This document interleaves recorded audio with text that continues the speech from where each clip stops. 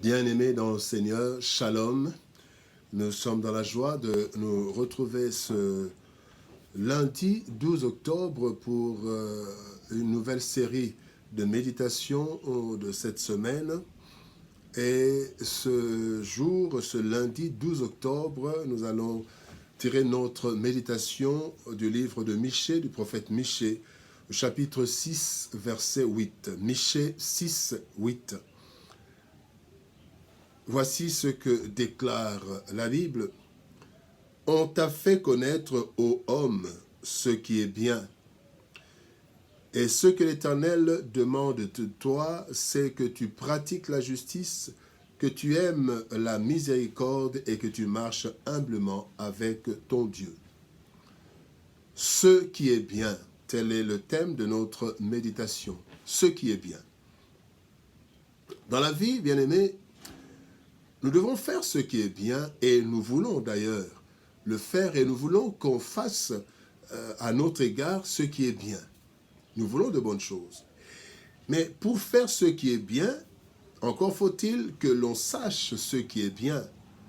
Il y a des personnes qui font des choses qui ne sont pas bonnes, mais qui croient par ignorance qu'ils font de bonnes choses. Qu'est-ce qui est bien et qu'est-ce qui n'est pas bien? Parfois, même dans certaines coutumes, ce qui est bien dans une coutume A n'est pas bien dans une coutume B. Ce qui est bien en Occident n'est pas bien en Afrique. Ce qui est bien en Afrique n'est pas bien en Occident. Donc, parfois, c'est ça. Mais alors, qu'est-ce que le chrétien doit savoir? Dieu sait au moins ce qui est vraiment bien et ce qui est universellement bien.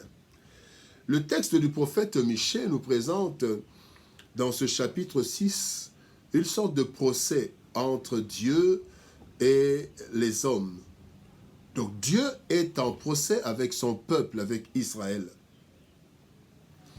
Et dans ce procès, le peuple reconnaît qu'il a tort.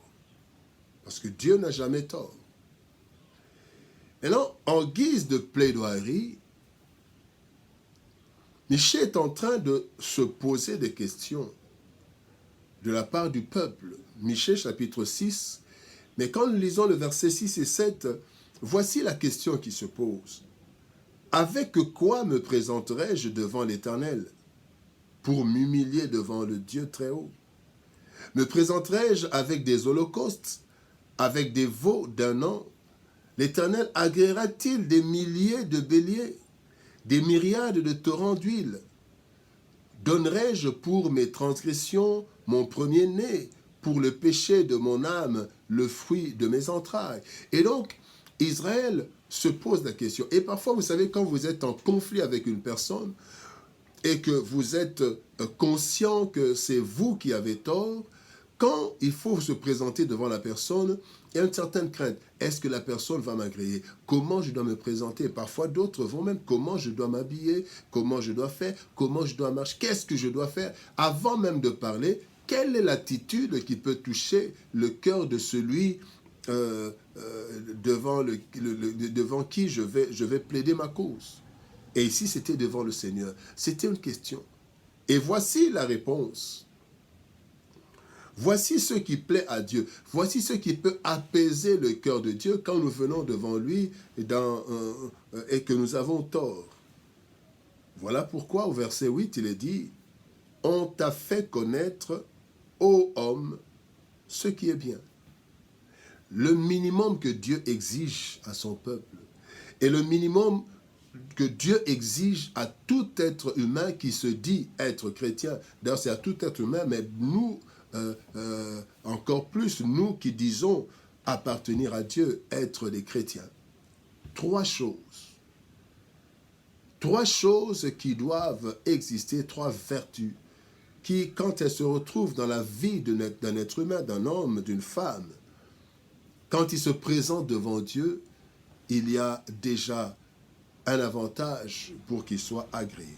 1. Pratiquer la justice. Le psaume 11, verset 7 dit « L'Éternel est juste, il aime la justice, les hommes droits contemplent sa face. » Bien-aimés, nous ne dirons jamais assez que la justice doit être le socle d'une société. et même le socle d'une vie. N'est-ce pas que la Bible dit que la justice élève une nation? Et la pratique de la justice, bien-aimés, n'est pas une affaire des cours et tribunaux. Non. Bien-aimés, cette justice, ce n'est pas, comme je dis, seulement les cours et tribunaux. Oui, les cours et tribunaux pratiquent, mettent en pratique ou appliquent, exécutent peut-être. Mais en fait, la justice qui élève la nation doit être le mode de vie de chaque individu et particulièrement des chrétiens. Être juste, pratiquer la justice envers soi-même et envers les autres. Être honnête, être juste, donner à chacun ce qui lui est dû. C'est ça ce qui manque. Nous crions parfois que nous n'avons pas de bonne justice, les magistrats sont corrompus, mais est-ce que nous pratiquons la justice envers les autres, envers les amis, envers les enfants, envers l'épouse, envers l'époux? Est-ce que nous pratiquons la justice? Donner à chacun selon ce qui lui est dû. Bien-aimé, la pratique de la justice nous fait du bien et fait du bien à notre société, à notre environnement. Voilà le premier élément, la justice. Et la justice nous protège. Quand vous lisez dans Éphésiens 6, la Bible nous montre que la justice est une cuirasse. La deuxième arme que nous présente la Bible, l'arme spirituelle, c'est la cuirasse de justice. Et la justice nous protège. Celui qui marche dans la justice, même quand il y a de l'injustice contre lui, le Dieu de justice sera touché par la justice de celui qui est victime. La deuxième chose qui est demandée, c'est aimer la miséricorde. Matthieu 5, verset 7 nous dit « Heureux les miséricordieux, car ils obtiendront miséricorde. » La Bible nous parle d'un homme qui avait une dette, qui avait mal géré l'entreprise de son patron, et il devait de l'argent à l'entreprise. Le patron l'arrête et veut le mettre en prison. Cet ouvrier demande, ses gérants demande vraiment pardon et demande une mesure de grâce. Cette mesure de grâce lui a été accordée et en sortant de la maison de son patron, il retrouve une personne qui avait aussi sa dette. Il s'accroche à la personne et l'envoie en prison malgré la demande de grâce. Ayant entendu cela, le patron fait revenir le gérant pour le mettre en prison parce qu'il n'a pas été miséricordieux, alors que lui, il a bénéficié de la miséricorde. Bien-aimés, nous aimons la miséricorde car nous bénéficions nous-mêmes de la miséricorde de Dieu. Qui peut, bien-aimé, dire qu'il est sans tâche devant le Seigneur ou que le Seigneur, il a déjà payé à sa juste valeur le châtiment qu'il méritait? Non, personne de nous n'a payé le prix, parce que Jésus-Christ a pris sur lui nos fautes. Par la miséricorde, bien-aimés, nous exprimons notre amour envers les autres. Si nous aimons, bien-aimés, nous devons avoir la miséricorde, avoir de la bonté. Par la miséricorde, nous reconnaissons que nous ne sommes pas parfaits.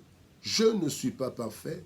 Et si je ne suis pas miséricordieux envers celui qui a fauté aujourd'hui, bien aimé, demain, s'il arrive la même chose ou autre chose, eh bien, je ne bénéficierai pas de la miséricorde des autres. Je ne suis pas parfait. J'aime le Seigneur. Voilà pourquoi je dois pratiquer la miséricorde. La troisième chose qui est demandée, c'est l'humilité. On t'a fait connaître, ô homme, ce qui est bien, c'est que tu marches humblement avec ton Dieu. Bien-aimé, Sophonie 2, 3 dit « Cherchez l'Éternel, vous tous humbles du pays, qui pratiquez ses ordonnances, recherchez la justice, recherchez l'humilité. » Bien-aimé, l'humilité est une force et non une faiblesse. Vous savez, il est plus facile de s'abaisser. Il est plus difficile plutôt de s'abaisser que de s'élever. Quelqu'un peut ne rien avoir et prétendre avoir et s'élever, jouer même un rôle, s'élever facilement. Un enfant peut jouer au grand plus facilement. Et donc, une personne qui est élevée pour s'abaisser, c'est plus difficile qu'une personne qui est abaissée, qui doit s'élever. Et donc, quand on fait ce qui est difficile, c'est qu'on est fort. Voilà pourquoi, bien-aimés, s'humilier et marcher avec Dieu est une source de satisfaction pour Dieu. Parce que l'humilité, bien-aimés, reconnaît que nous sommes rien sans Dieu, si nous marchons dans l'humilité. La personne humble reconnaît qu'elle n'est rien sans Dieu. Par l'humilité, nous reconnaissons que tout ce que nous l'avons reçu d'une façon ou d'une autre. Même les diplômes, même l'intelligence que je peux avoir, en fait, je l'ai obtenue de quelque part, de quelqu'un qui m'a transmis des connaissances. Et même l'intelligence, je l'ai reçue de Dieu. Les connaissances, je les ai reçues des professeurs et des autres. Et pourquoi je devrais être orgueilleux? Parce que j'ai des diplômes, parce que je suis tel ou tel. Et l'humilité attire la gloire, bien-aimés, dans nos vies. Le Seigneur nous fait savoir, bien-aimés, ce matin, ce qui est bien et qui lui plaît.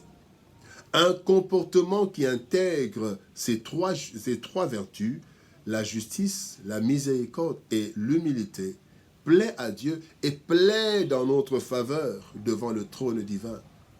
Et quand bien même nous aurions commis des méfaits, nous bénéficierons des circonstances atténuantes à cause de notre marche. Nous connaissons Ézéchias. Le roi Ézéchias à qui Dieu avait déjà prédit la mort, avait déjà décidé qu'il allait mourir, il lui a dit de se préparer. Ézéchias est entré dans sa maison, il s'est tourné vers Dieu et il a plaidé. Et parmi les choses qu'il a dites à Dieu, il a dit, souviens-toi que je marche dans l'intégrité, dans la justice. Et il a présenté à Dieu un comportement, pas décrit, mais un comportement qui a plaidé en sa faveur, et le Seigneur lui a ajouté 14 années. Bien-aimé, une prolongation de la vie alors que Dieu avait déjà décidé, mais parmi les arguments, c'était son comportement. Bien-aimé, on t'a fait connaître, ô homme, ce qui est bien. Et ce que l'Éternel demande de toi, c'est que tu pratiques la justice, que tu aimes la miséricorde et que tu marches humblement avec ton Dieu. Que Dieu nous bénisse. Shalom, au revoir et à demain.